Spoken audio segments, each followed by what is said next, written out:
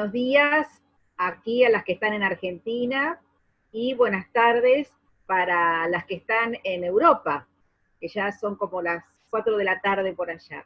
Hoy iniciamos nuestro número 13, ¿no? Diálogo número 13, Teólogas en Diálogo número 13, y tenemos la suerte de contar con 4 teólogas de gran trayectoria: Virginia Scuy de Argentina, Josefina Liach de Argentina, Consuelo Vélez de Colombia y Margit Eckholt de Alemania.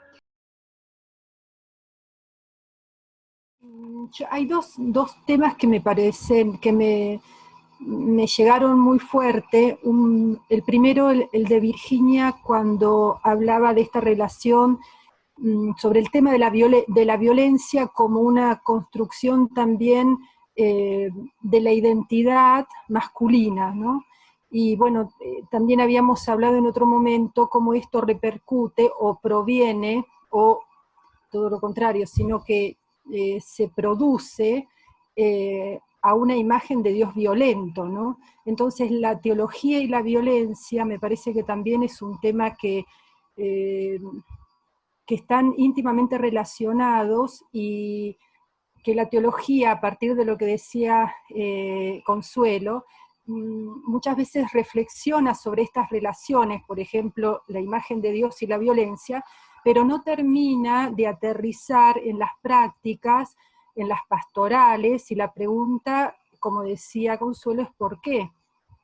Ahí me viene también, Consuelo, la imagen de las pastorales populares, que se defienden fuertemente, y algunas veces algunas teologías que están por detrás, no sé si responden a una actualización de esas propias pastorales al siglo XXI, sino que refuerzan una teología más bien tradicional que debiéramos superar. No sé qué piensan. Yo últimamente me he convertido, si se puede llamar así, a la religiosidad popular, pues a una mayor valoración, a un entender que ahí hay una presencia del misterio que es súper importante y que no se puede dejar. Pero habría que distinguir entre esa religiosidad popular y esa pastoral popular, que muchas veces la pastoral tiene intereses por detrás: mantener mucho público, mantener muchas ofrendas, mantener, no todas, pero tengo mis conocimientos. Entonces, creo que sí, que a veces, o sea, hay que discernir con mucha claridad cómo no ahogar esa experiencia que yo diría mística de un fiel cristiano que de verdad, ante una imagen, ante el tocar, ante el rezar, ante el acudir, peregrinar, de verdad tiene un encuentro con Dios, a una pastoral que posiblemente promueve una resignación, un Dios mágico.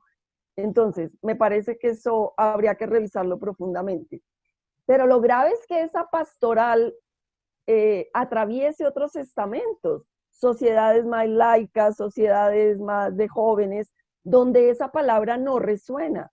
Entonces, ¿cómo encontrar una palabra que realmente resuene en estos otros ambientes? Porque cada vez hay más gente que no entra en esa manera de concebir una fe de pedir milagros, un Dios que nos castigó por esta pandemia, porque ha habido muchas prédicas así. ¿Qué pecados habremos cometido que ahora pues estamos padeciendo? ¿O Dios permite ese sufrimiento? Entonces, pues yo creo que sí hay que discernir mucho. A nivel teológico, creo que hay reflexiones súper ricas, pero mi dolor, si se puede decir así, en esta pandemia es: ¿dónde está toda esa teología que enseñamos de sacramentos, por ejemplo, que luego en la práctica no se vive? O sea, no se promueve, no se fomenta. Margui decía un ejemplo de que la Eucaristía estaba como reservada al clero, ¿no? Porque son los que celebran en la iglesia y nos transmiten. Y eso fue lo que yo les pregunté a mis alumnos carmelitas casi a la primera semana, porque empezaron a transmitir todo el convento de ellos allá. Y les digo, oiga, pero casi que yo cuando los veo me están ofendiendo. O sea, ¿qué tienen ustedes para poder recibir la Eucaristía? Para poder estar celebrando, y yo, ¿por qué no? Estoy aquí. O sea, me parece que sensibilidad por parte de ellos tendría que ser, y ellos cambiaron una cosa, a partir de ahí ya no mostraban a toda la comunidad celebrando, sino solamente el padre, o sea, ya los frailes ya estaban al otro lado.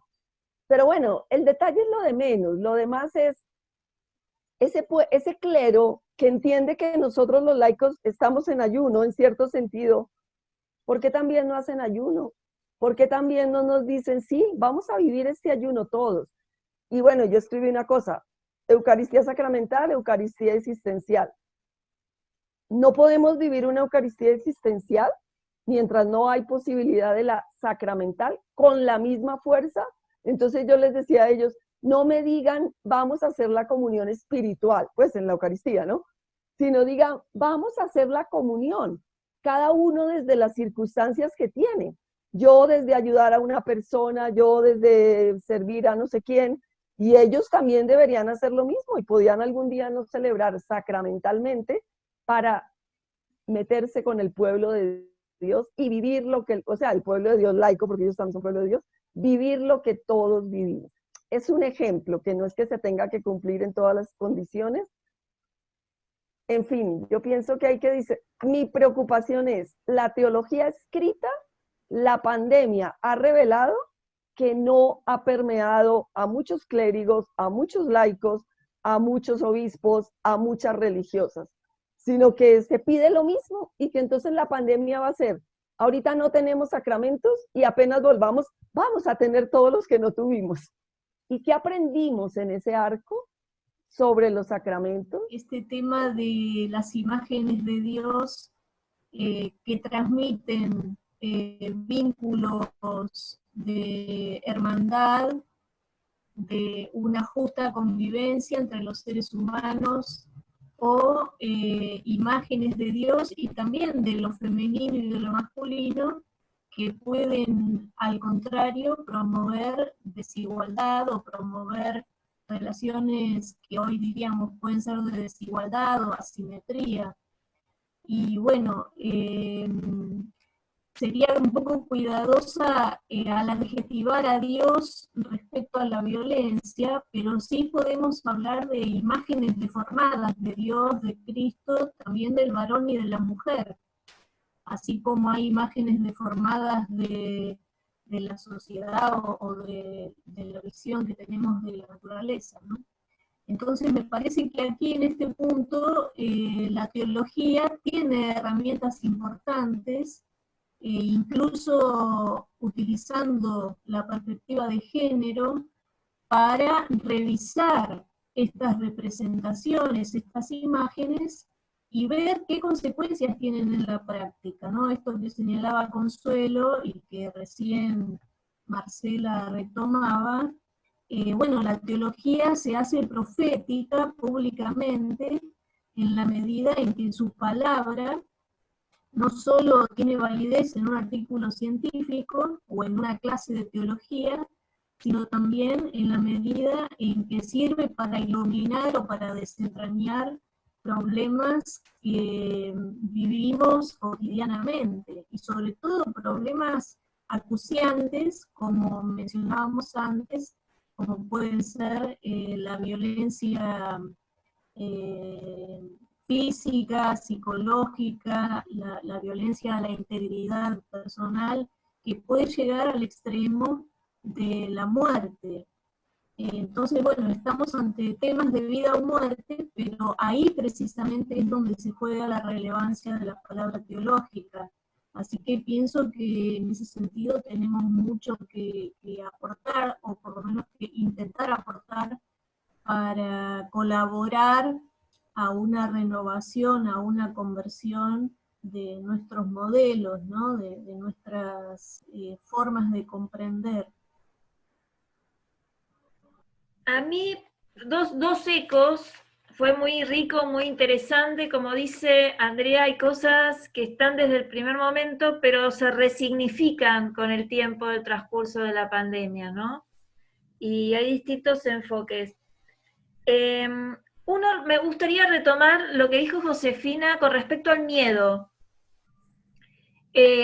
Porque también en el tema de la pandemia, pastoralmente, que aparece, esta expresión aparece mucho en la conversación, en el tema de la pandemia, el cuidado de sí y la articulación con el cuidado del otro. Ahí hay un tema que muchas veces ha funcionado, me parece, por separado, y que tiene que ver con que el cuidado de sí, en realidad, si uno escarba el discurso, ha expresado un miedo profundo al contagio. Ayer escuchaba un video de un ministro de la Pastoral de la Salud, y él decía justamente eso, que en esta pandemia, habiendo trabajado en Pastoral de la Salud tanto tiempo, su experiencia personal es, otra vez ha tenido miedo de ser contagiado, ¿no? Entonces, ahí teológicamente me parece que todavía no hemos, en la línea que dice Consuelo, atinado a una reflexión un poco que articule y destrabe un poco esta lógica entre el cuidado de sí y la donación de sí. Hay un equilibrio a veces que se pasa de un lado al otro, sin mediación, sin articulación, me parece a mí. En ese sentido recojo lo que decía Josefina, de que hay muchos saludos, pero a veces no terminó como de quedar claro, como la reflexión si en realidad el ideal cristiano era acercarse al otro o protegerse, ¿no? Entonces, la comunidad lo saludaba, pero nadie se ofrecía a ayudarlo. Es un poco esta lógica, a mí me parece que en el servicio pastoral ha quedado ahí un poco como, la reflexión ha quedado trabada un poco. Lo segundo que quería comentar es que en esta interrogante un poco del rol de la teología, que me pareció que también Margui retomaba y que Consuelo potenciaba, ¿no? Esa disociación entre la reflexión teológica y la práctica pastoral puede tener distintas respuestas o distintas hipótesis de trabajo. Pero una de las que vinimos reflexionando acá, a mí me parece que es importante, es el desajuste como de una mediación larga y una mediación corta, digamos.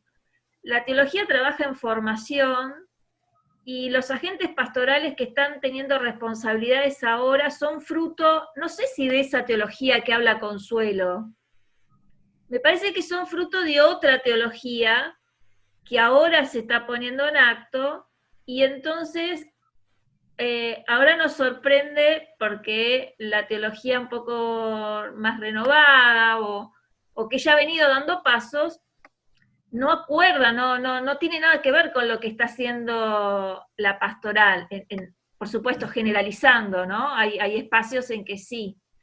Y eso es una pregunta también para qué rol ocupa la teología en estas circunstancias que todas acordamos que tiene un rol público, ¿no? En ese sentido me pregunto si en Argentina o en América Latina no es hora como de recuperar un rol más público de la teología que acompañe más el tiempo presente, porque hemos venido como replegando ese rol a una teología más de corte docente, investigador, de docencia, pero no tanto un rol público, por contextos eclesiales, generalmente, pero hemos venido desarrollando ese rol. Entonces, en ese sentido, repregunto un poco ese rol de una teología en nuevos contextos eclesiales y en situaciones políticas y sociales que son de fluidez, son de un alto impacto, pero de una alta velocidad, ¿no? Dos cosas que ya salieron. Una es la construcción de la identidad masculina. Claro, nosotros somos un grupo de mujeres, entonces no somos, pareciera, las que tenemos que enseñarles a los varones cómo tienen que ser, pero me parece que muchos de nuestros conflictos o desinteligencias refieren no tanto a la identidad de la mujer, por un lado, y a la identidad del varón y su reconocimiento mutuo, que los reconozcamos como hombres y nos reconozcan como mujeres, sino a la relación, al vínculo. Tenemos que reflexionar más. Y Dios los creó macho y hembra, a imagen suyo los creó. Somos imagen de Dios en cuanto a varones y mujeres, después que venga lo otro, pero por lo menos entre varones y mujeres. Somos imagen de Dios en la diferencia, en la interrelación, en la forma de vincularnos. No podemos ser mujeres sin los varones. Los varones no pueden ser mujeres. Los varones no pueden ser varones sin las mujeres. Y eso lo digo para la sociedad en general y para la iglesia. En ese sentido, me parece importante, por ahí salió lo de, no sé si fue Consuelo, o una mirada más sinodal de este tema de la pandemia. Y después me parece muy, muy importante también lo que dice Carolina, esa relación entre el miedo y el cuidado. ¿Dónde se relacionan? Me tengo que cuidar y me tengo que dar. Eso lo digo como cosas no resueltas, en concreto en mi ambiente, en la iglesia, en lo que yo sé. Qué sé yo, voy a poner un caso, ¿no? En mi comunidad, que es una comunidad interesante de monjas, bueno, hay distintos sentimientos, distintas opiniones.Nosotros damos de comer todos los días, de lunes a sábado. Los 2 primeros meses fue, incluyendo el domingo, a unas 100, entre 100 y 200 personas todos los días, con muchos voluntarios que ayudan y mucha gente que saca guita del bolsillo. Entonces, en realidad, siempre hay hermanas, monjas que atienden eso, además de los laicos, y son las mismas que estamos en la comunidad. O sea, eso en realidad es un riesgo, porque es gente de la calle, ¿no? O sea, ahí mis hermanas potencian más el don que el autocuidado. Y después, en otras opciones comunitarias, esas mismas personas, uno las ve muertas de miedo. Qué sé yo, son cosas nuevas, pero parece muy interesante esto de reflexionar, como hasta dónde nos llega el cuidarnos a nosotros mismos y hasta dónde nos llega el darnos a los demás, mártires de la caridad. El papá de nuestra fundadora, Santa Rafaela María, que era alcalde de un pueblo, murió cuidando a los enfermos. Claro, enseguida te dicen, bueno, pero entonces vos vas a contagiar. Bueno, nada, pero me quedo con lo de la construcción de las identidades y la relación, porque es algo espantoso esto de la violencia de género. Y en eso también coincido que tiene mucho que ver con la figura de Dios.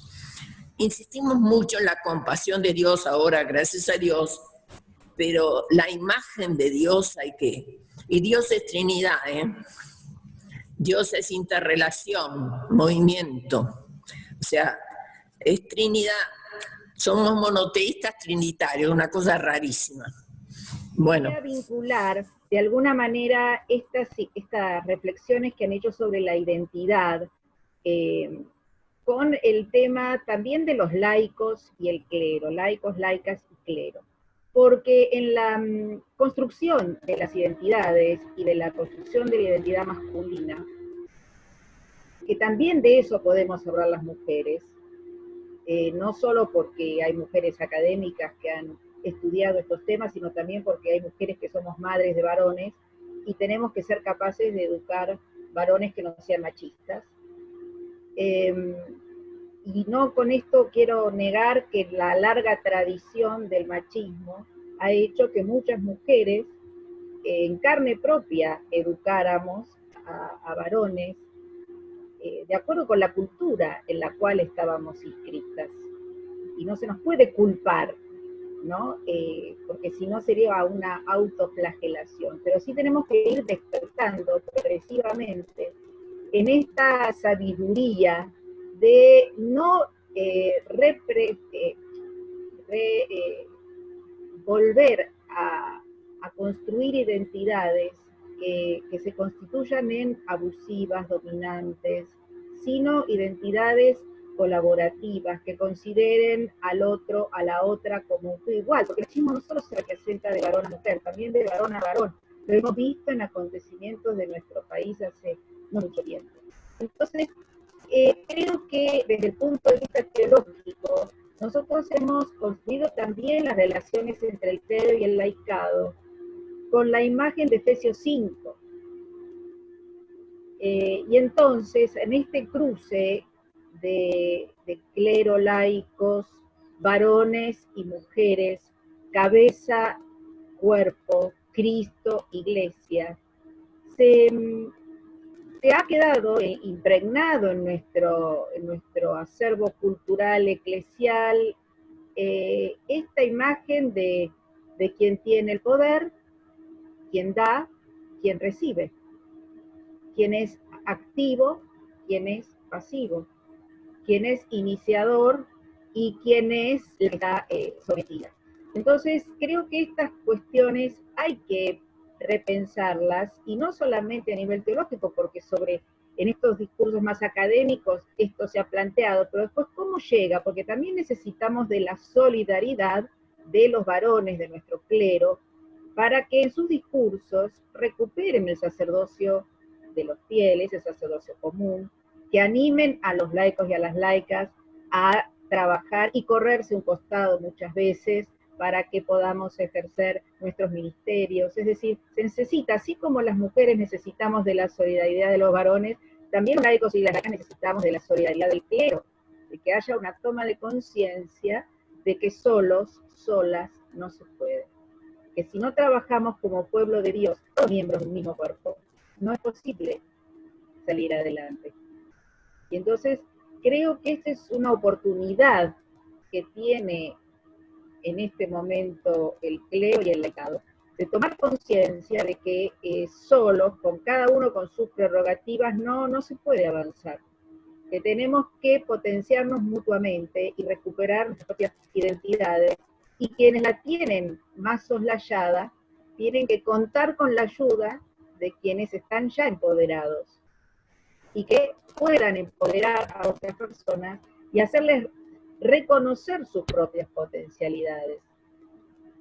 Porque me da la sensación de que desde miradas autónomas, de lucha de poder no funciona, sino en reciprocidad, de la misma manera que en una familia.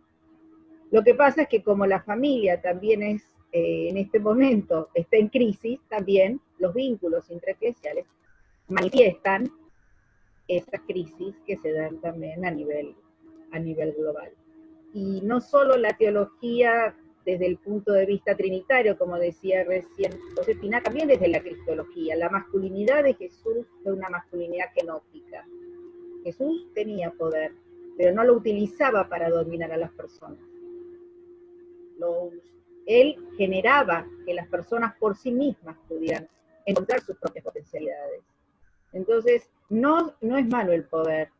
El tema es cómo hacemos con ese poder, qué hacemos con ese poder.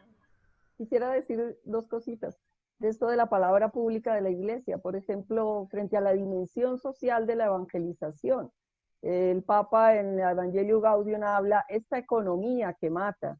Y si hay una cosa que la pandemia ha mostrado ha sido esta desigualdad social. Y yo me pregunto, ¿dónde está esa palabra profética de la teología y de la iglesia para denunciar esta economía que mata? O sea, la iglesia se ha volcado a repartir mercados y ayudar económicamente, pero la pregunta es si habla proféticamente de esta economía, por lo menos de nuestros países latinoamericanos, donde el neoliberalismo sigue con fuerza y no, o sea, sí habla de eso, a mí me parece que no. La iglesia sí ha levantado una voz, aquí por lo menos en este país, para que abran los templos. Y la pregunta es, ¿esa voz es más importante que la de la vida, que la de la economía, que la del sacerdocio común de los fieles? Entonces ahí es donde a mí me cuesta pensar que una cosa es lo escrito, la Evangelio Gaudium maravillosa, y otra cosa es, o sea, estamos viviendo la evangelización si denunciamos este sistema económico que ha vuelto a revelar tantos pobres en nuestros países. Pero a mí me parece que va a pasar la pandemia y ahorita, por ejemplo, con esto de la reapertura de los países, los mismos cristianos son los primeros que quieren que se abra ya la economía. Es verdad que hay mucho sufrimiento, mucha pérdida, pero ¿cuál economía? ¿Qué tipo de economía? O sea, yo lo veo todo un poquito ambiguo y la pregunta es si nuestra fe es capaz de levantar una voz para aprovechar esta circunstancia y no volver a más de lo mismo, que parece obvio, porque abramos la economía otra vez, que se abran todos los negocios. Aquí en Colombia, ¿qué ha pasado? Mientras hemos estado cerraditos, hemos podido controlar la pandemia. Pero claro, mi gobierno es supremamente neoliberal, amigo de los empresarios, solo quiere hacerle favores a los empresarios, que luego se van a quedar en su casa y quienes van a ir a trabajar son los empleados, ¿no? Entonces, o sea, todo es muy ambiguo. Y claro, se ha reabierto la economía, pues ahorita en un momento hemos llegado a unas tasas de contagio, de muertes, etcétera. Hay que buscar otro tipo de economía. La alcaldesa de Bogotá lo está haciendo. Ha intentado unas cosas súper buenas. Pero claro, ella no es de la élite neoliberal, ella no está apoyando el gobierno y entonces, y los cristianos estamos ahí en los dos bandos, pero uno no acaba de entender cómo hay cristianos favoreciendo el neoliberalismo y no favoreciendo políticas de vida y de transformación. Bueno, me parece que este tema engancha fuertemente con la revisión de la casa común que planteaba Margit, ¿no? Es decir, es una casa común afectada, y afectada no para todos igual, aunque sí es global, pero con muchos desequilibrios. Bien.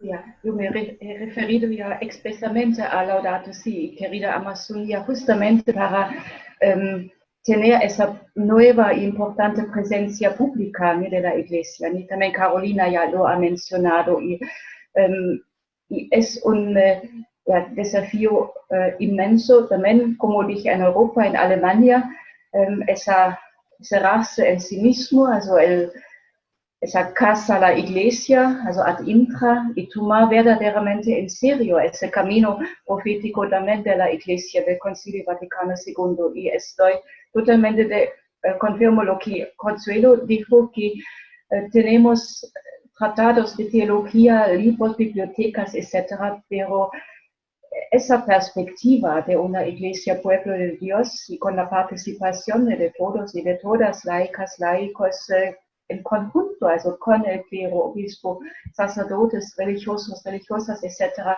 eso tiene que llegar verdaderamente. Y evangelización hoy en día tiene que vincular lo sacramental hasta lo diaconal, la caritas y lo existencial, y algo lo que en las palabras de Consuelo fue importante. También conozco also ese texto, ese buen texto sobre la Eucaristía de Consuelo, publicado por Ana India. Me llegan also esos textos. Yo pienso algo ahí falta también en nuestros discursos aquí en Europa o en Alemania.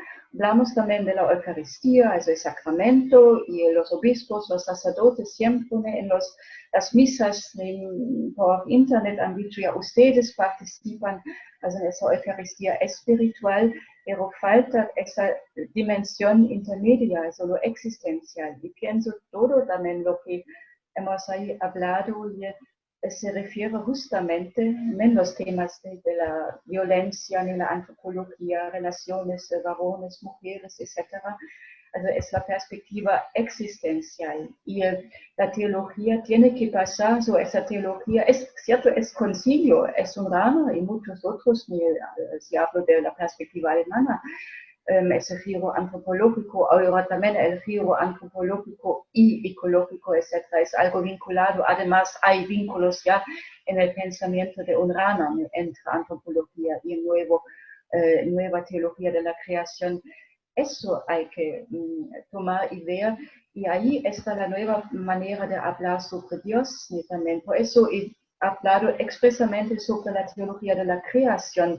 Eso vincula teología trinitaria, cristología, antropología, y porque ahí habla de un Dios que está con nosotros. Eso es nuestra perspectiva jetzt cristiana, la perspectiva de la kenosis, la encarnación, pero que no es ahora la encarnación, also es ahí, la cristología en un sentido estricto, no, la cristología en el fondo es una renovación de la creación, la nueva creación, y la nueva creación que al mismo tiempo siempre está a venir. Por eso he hablado también de la perspectiva del reino de Dios, que está con nosotros y nosotras, y al mismo tiempo está y sigue por venir.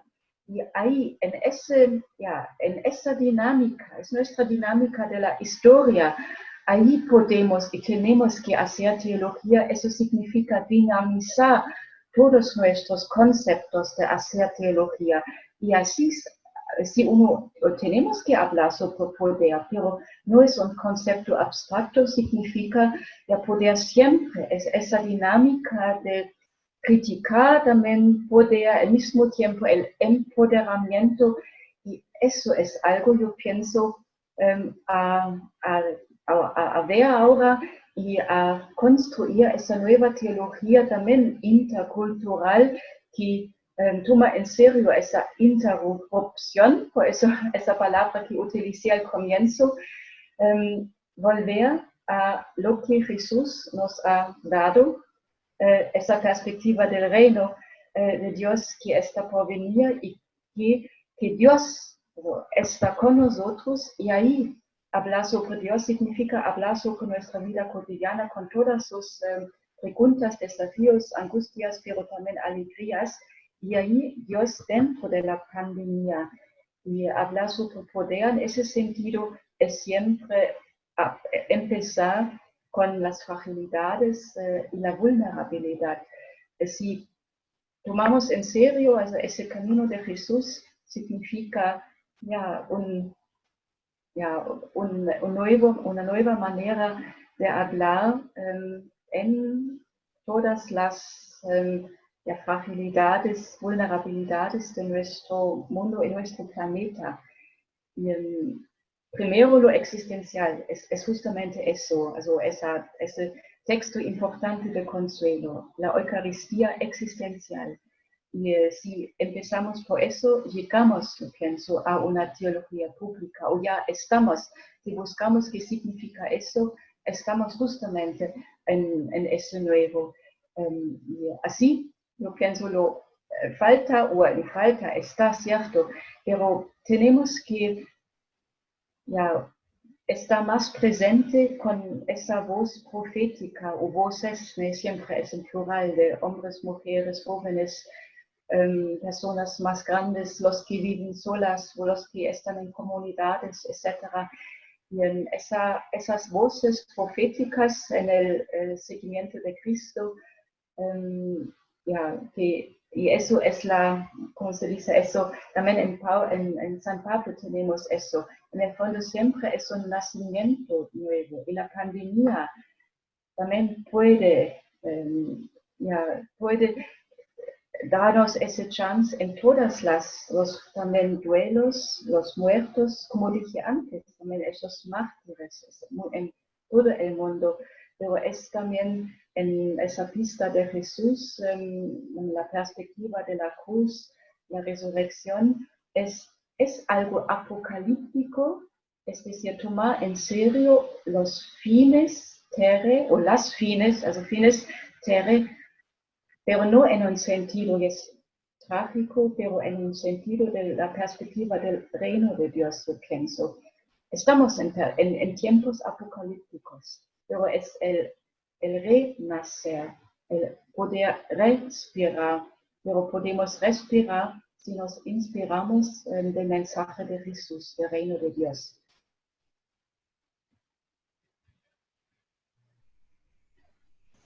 Bueno, muy bien, entonces vamos a agradecerles especialmente a Virginia, a Consuelo, a Margit, a Josefina, esta hermosa conversación que hemos tenido, tan profunda, con tantos interrogantes, pero al mismo tiempo creo que con una esperanza, y es la de seguir construyendo, digamos, desde la teología también un aporte para todo el pueblo de Dios, ¿no? Así que muchísimas gracias y nos veremos próximamente.